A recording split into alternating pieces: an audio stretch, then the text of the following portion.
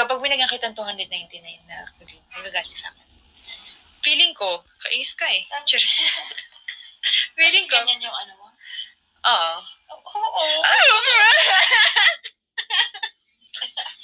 Oo. Ikaw talaga. Oo naman.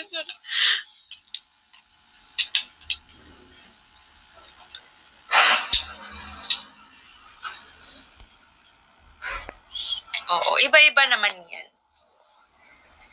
Again, mahirap sila i-judge kasi hindi natin alam ang story nilang dalawa. Pero kami, kung ganun, ayun lang, parang sabihin mo lang sa akin, bakit ganun? Kasi, kailangan ko lang naman maintindihan, bakit naman ganun? Ganun lang yung word ko.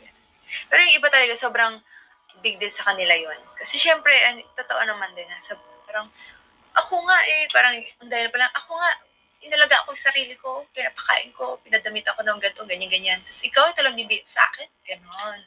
Diba? Parang, syempre, alam naman nila din kung gano'n nila pinahalagaan yung sarili nila. Tapos, ikaw, ganyan, ito lang ibibigay sa akin. So, may mga ganon.